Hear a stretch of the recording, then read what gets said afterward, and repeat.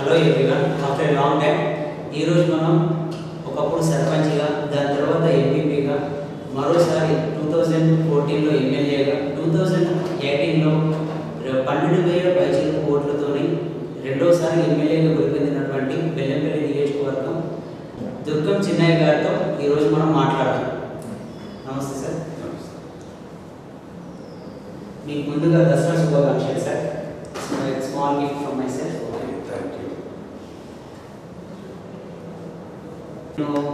ఈ 2 రోజులు అంటే నేను నిన్న కానీ ఈరోజు కానీ మీతో ట్రావెల్ చేశాను.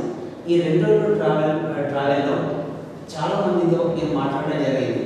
అయితే నేను ఇండివిజువల్ అనుకున్నప్పుడు మీరు ఎవరైనా మీ దగ్గరికి సహాయం కోసం వచ్చినప్పుడు, ఆర్థిక సహాయం కోసం ఎస్పెషల్లీ 5,000 కానీ 10,000 కానీ 50,000 ఇచ్చిన సందర్భాలు కూడా ఉన్నాయని విన్నాను. ఈ అమౌంట్ అనేది ఆర్థిక సాయం అనేది మాట సాయం వేరు, ఆర్థిక సాయం అనేది వేరు. ఆర్థిక సాయం చేయాలని మీకు ఎందుకు అనిపిస్తుంది? ప్రజలు సమాజంలో మనం పుట్టినప్పుడు ఎంతో కొంత ఈ సమాజానికి సేవ చేసిన నాడే ఆ జీవితానికి అర్థం ఉండదని చెప్పేసి మరి చాలామంది గొప్ప వ్యక్తులు చెప్పినటువంటి మాటలు. మరి ఆ భగవంతుడు మనకిచ్చినటువంటి ఈ చక్కటి అవకాశాన్ని ప్రజల కోసమే అంకితమై ప్రజలకు ఏదో విధంగా సేవ చేయాలి కాబట్టి ఒకరికి మాటతో సాయం చేయడం, ఒకరికి ఆర్థికంగా సాయం చేయడం, ఈ విధంగా చేసినప్పుడే మనకు తృప్తినిస్తుంది. కాబట్టి దానివల్ల మనం ఏ విధమైనటువంటి సాయం మన లోపలికి ఎవరైతే మన ఇంటికి వచ్చి ఏ విధంగా అయితే సాయం అవుతుందో మనతోనే ఎంతైతే శక్తి ఉన్నదో ఆ శక్తిని కూడా కట్టుకుని తప్పకుండా మనం ప్రజలకు సేవ చేయడానికి నేను ప్రయత్నం చేస్తాను. సార్, ఇదే విధంగా మీరు నియోజకవర్గంలో సమ్మర్లో దాహాల కార్యక్రమాలు కానీ, అన్నదాన కార్యక్రమాలు కానీ ఇలాంటివి ఎమ్మెల్యే గారిని నుంచి రావు, ఏదైనా కార్యక్రమం అయితే అటెండ్ అవుతారు కానీ చారిటబుల్ ట్రస్ట్ ఇలాంటి ఎమ్మెల్యే దగ్గర నుంచి ఏం లేవు అని విన్నాను సార్. వాస్తవానికి ఈ ట్రస్టులు పెట్టే వాళ్ళు ఎవరైతే ఉంటారో వాళ్ళందరూ కూడా ఏదో విధంగా ఫైనాన్స్ని సమకూర్చుకొని వాళ్ళు ఇలాంటి కార్యక్రమాలు చేస్తారు. అయితే చాలా చేస్తున్నాం, మరి మీ నోటీస్ రావచ్చు ఆఫ్కోర్స్. కానీ కొన్ని విషయాలలో మాత్రం మీరు అన్నది వాస్తవమే.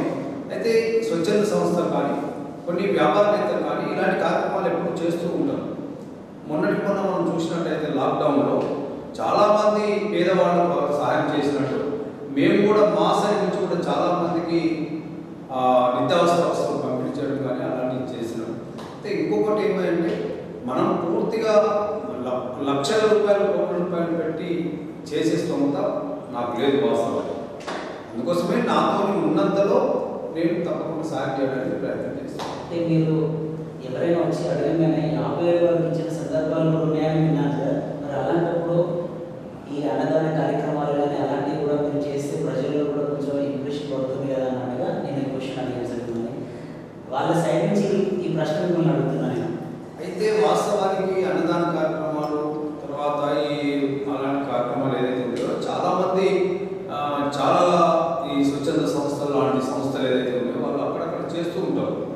దాన్ని స్పెసిఫిక్గా ఒక ఎమ్మెల్యేగా మనం చేస్తే అంత ఉంటుందని నేను ఎక్స్పెక్ట్ చేస్తలేదు. ఏదైతే మనము ఎవరైతే కష్టంతో మన ఇంటికి వచ్చిన వాళ్ళకు సాయం చేయడానికి నేను ప్రయత్నం చేస్తాను. ఎందుకంటే బిల్ క్లింటన్ను మీలాగానే ఒక పత్రికా మిత్రుడు బిల్ క్లింటన్ అడిగినప్పుడు ఈ ప్రపంచంలో అత్యధిక ధనవంతులు మీరే కదా అని చెప్పి మీలాంటి ఒక పత్రికా మిత్రుడు అడిగినప్పుడు నేను కాదు, హైదరాబాద్లో నేను దిగినప్పుడు ఎయిర్పోర్ట్ దగ్గర చెప్పులు కుట్టేవాడు, పేపర్ అమ్ముకునేవాడు. పేపర్ ఇస్తే చిల్లర లేవంటే పర్వాలేదు సార్, మీరు మళ్ళీ వచ్చినప్పుడు మీరు ఇద్దరు అని చెప్పేసి ఆ బాయ్ చెప్పి పంపిస్తాడు అన్నమాట. అయితే దాంట్లో ఎంత గొప్ప మనసు ఉందంటే ఆ చిన్న పిల్లవాడు ఒక 10 రూపాయలు 5 రూపాయలు కూడా గొప్పగా తర్వాత ఇద్దులే అని ఏదైతే గొప్ప మాట అన్నదో వాటి గొప్ప మనసు. పేదవాడు అయినప్పటికీ కూడా ఉన్న దాంట్లో సహాయం చేసే గుణం ఏదైతే ఉండదో వాడు గొప్పవాడు, వాడు గొప్ప ధనవంతుడు అని చెప్పి పిల్కట్ అంటారనమాట. పబ్లిసిటీ అవసరం లేదు, మనం ఏదైతే మనకు ఉన్నదో అంతవరకు బస్ నాకు ఈ నాకు ప్రెస్లలో రావాలి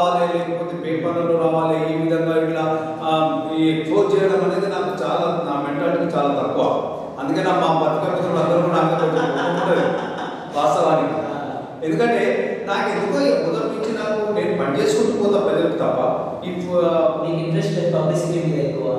పబ్లిసిటీ మీద నాకు పెద్దగా ఇంట్రెస్ట్ ఉండదు. అందుకోసమే నేను ఈ అన్నదానం చేసే వాళ్ళు ఏంటంటే ఈ అన్నదానం ఏదో చేయాలి, ఏదో ఫోటో దిగాలి, అట్లా నాకు ఇష్టం. ఓకే సార్, అయితే నేను మీరు యాక్సిడెంట్లో ఒక అతను కాలేజ్ వెళ్తే 2 సార్లు మంచిర్యాల తీసుకెళ్ళి మరీ ట్రీట్మెంట్ చేసి మీ సొంత ఖర్చులతో ట్రీట్మెంట్ చేయించారు నన్ను. అది ఎంతవరకు ఒకసారి కాదు, అట్లా నేను 95లో 1995లో నేను జడ్పీటీసీగా నా ప్రస్థానం మొదలుపెట్టక ముందు నుంచి కూడా నేను స్టూడెంట్ లైఫ్లో కూడా చాలా మందిని హైదరాబాద్ నగరాలకు తీసుకెళ్ళి మా గ్రామం జెండలగూడకు అక్కడ నేను చదువుకునే రోజులలో అక్కడ క్యాన్సర్ పేషెంట్ ఒక 2 క్యాన్సర్ పేషెంట్ ఉంటే ఆ రోజులలోనే వాళ్ళని తీసుకెళ్ళి నేను హైదరాబాద్లో వాళ్ళకు ట్రీట్మెంట్ అవసరం ఉంటే 10-15 రోజులు నేను అక్కడ ఉండి వాళ్ళకు ట్రీట్మెంట్ చేయించి వచ్చే ఆ మెంటాలిటీ నాకు మొదటి నుంచి కూడా అది ఉంది. ఇప్పటికీ చిన్నప్పటి నుంచి ఉంది నాకు. ఇప్పుడు కూడా బ్రతికింది ఒక ఆమె గోగు మల్లప్ప అని, గోగు మల్లయ్య వాళ్ళ భార్య, ఆమె గోగు లక్ష్మి ఏదో ఉంది పేరు, ఇప్పటికీ బ్రతికింది. అప్పుడు ఎప్పుడో 92-93లో ట్రీట్మెంట్ తీసుకెళ్ళి డాక్టర్స్ చెప్పారు ఇక్కడ మంచిగా డాక్టర్స్ మేము చనిపోతుంది, మీకు క్యాన్సర్ ఎఫెక్ట్ అయింది, మేము చనిపోతుంది అని చెప్తే నేను ఆమె చనిపోకు రా నేను తీసుకెళ్తాను, నేను తీసుకెళ్ళి హైదరాబాద్లో ట్రీట్మెంట్ చేయించి 93లో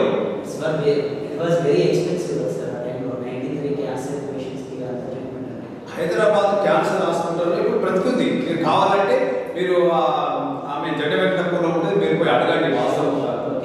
అట్లా ఇంకా వేరే వాళ్ళకి కూడా మేము ట్రీట్మెంట్ చేయించినాము. అట్లా అక్కడి నుంచే చాలా మందికి నేను ఎంపీపీగా ఉన్న రోజులలో, జడ్పీటీసీ ఉన్న రోజులలో మంచిర్యాలలో చాలా మందికి అసలు నాకు నేను ఇవాళ ఈ స్థాయికి వచ్చినంటే ఓన్లీ ప్రజలకు ఎక్కడైతే అవసరం ఉండదో అక్కడ నేను చేసినందుకే నాకు ప్రజలు ఇవాళ ఈ స్థాయికి తీసుకొచ్చారు. ఉదాహరణకు చెప్తాను, 7 సంవత్సరాల తర్వాత నేను మండల్లో 2006లో నేను ఎంపీపీ కంప్లీట్ అయిపోతే రిజర్వేషన్ వేరే చేంజ్ అయితే నేను వేరే వాళ్ళని బీసీ లేడీ తర్వాత ఎస్టీ మండల్ పేట చేసి వస్తే నేను వాళ్ళను అక్కడ ఉంచి నేను వచ్చేసి మంచిర్యాలలో నేను పిల్లల్ని చదివించుకుంటున్న సమయంలో ఒక 7 సంవత్సరాలు నేను మండలం పోకుండా ఉండి మళ్ళీ 2014లో నేను మండలంలో పోతే ఎంపీటీసీగా ఆ రోజు నాకు టికెట్ రాదు అని చెప్పేసి వినోద్ గారు వాళ్ళ ఫ్యామిలీ అని చెప్పేసి నేను ఎంపీటీసీగా పోటీ చేశాను. చిత్తాపూర్లో చేస్తే 600 ఓట్ల పోల్ అయితే 480 ఓట్ల పోల్ నాకు పడ్డాయి.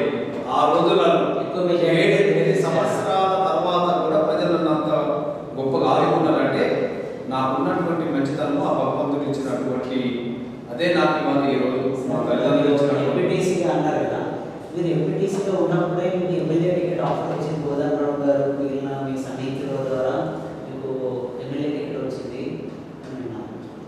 వాస్తవమే, అందరూ కూడా నాకు అప్పుడు ఈ వెంకటస్వామి వాళ్ళ కొడుకులు ఏదైతే ఉన్నారో వినోద్ గారు, వివేక్ గారు పార్టీలో ఉన్నప్పుడు నాకు అధిష్టాన వర్గం నన్ను మీరు చెప్పింది, మీకు టికెట్ ఇవ్వలేకపోతున్నాము, వారి కుటుంబానికి ఇస్తున్నాము, మీరు వేరే పార్టీ పోవద్దు, మన ప్రభుత్వం వచ్చిన తర్వాత తప్పకుండా మిమ్మల్ని మళ్ళీ ఆ స్థాయిలో మీకు అకామిడేట్ చేస్తామని చెప్పేసి మా కేసీఆర్ గారు నాకు చెప్పడం జరిగింది. చెప్తే నేను అదే పార్టీలో కొనసాగి టికెట్ వినోద్కి ఇచ్చినా నేను పనిచేస్తా గెలిపిస్తా అని చెప్పేసి వారితో తిరగడం జరిగింది. ఆ కోణంలో నాకు టికెట్ రాదు కదా అని చెప్పేసి నేను ప్రజలోపల మధ్యలో ఉండాలి కాబట్టి, ప్రజలోపల ఎంపీటీసీ అయినా పర్వాలేదు ప్రజలోపల ఉండాలని చెప్పేసి ప్రజాపరంలో క్షేత్రంలో ఉండాలి కాబట్టి నేను ఎంపీటీసీ పోటీ చేయడం జరిగింది.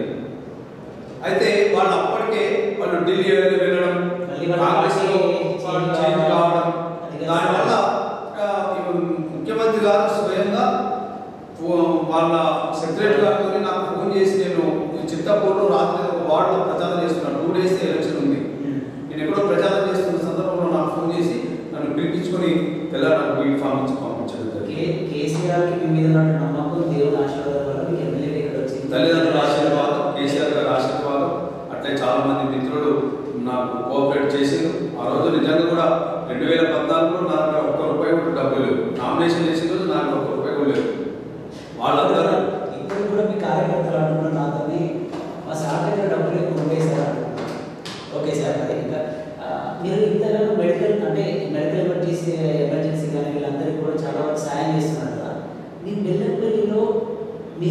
హాస్పిటల్స్ అనేవి లేవు, ఇంతవరకు కూడా ఎస్టాబ్లిష్ కాలేదు.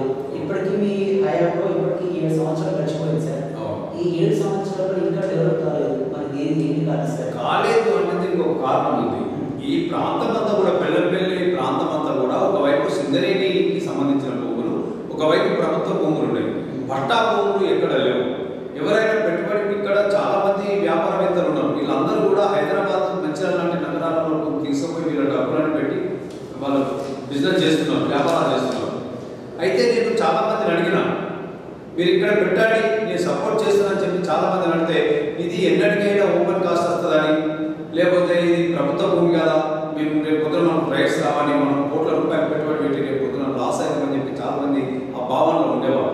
అందుకోసమే నేను పట్టుబట్టి ముఖ్యమంత్రి గారి దగ్గరికి వెళ్ళి ముఖ్యమంత్రి గారిని ఒప్పించి తప్పకుండా బెల్లంపల్లిలో ఉన్నటువంటి భూములు ఏదైతే ఉన్నాయో, ఎవరైతే ఆధీనంలో ఎవరైతే ఉంటారో వాళ్ళు పట్టాలి ఇవ్వాలని చెప్పేసి నేను గట్టిగా కొట్లాడిన వాళ్ళని ఈ బెల్లంపల్లి కాకుండా చుట్టుపక్కల ఉన్న ప్రాంతాల్లో ఉన్న నియోజకవర్గాలలో కూడా ఈ ఎఫెక్ట్ పడి అక్కడ కూడా ఇచ్చే కార్యక్రమం చేసింది. దానివల్ల ఇవాళ పట్టాలు ఇచ్చడానికి మొత్తం తయారైపోయింది. ఆల్రెడీ సర్వే అయిపోయింది. ఎప్పటివరకు వస్తాయంటారు సార్ పట్టాలు? ఎందుకంటే పార్లమెంట్ అసెంబ్లీలో కూడా మాట్లాడారు. దసరా పోయిన తర్వాత అన్ని రెడీ అయినాయి. దసరా పోయిన తర్వాత ధరణిలో ఎక్కించేటప్పుడు పర్ఫెక్ట్గా ప్రతి ఒక్కరిది కూడా ధరణిలో ఎక్కి అందరికి పాస్బుక్తో సహా అది ఇచ్చే కార్యక్రమం చేస్తున్నారు. దానివల్ల ఇప్పుడు వస్తున్నాయి. ఇప్పుడు తప్పకుండా ఇప్పుడు 2-3 హాస్పిటల్స్ ఉన్నాయి, శ్రీలక్ష్మి ఏదేదో ఉన్నాయి. తర్వాత ఇంకా రాబోయే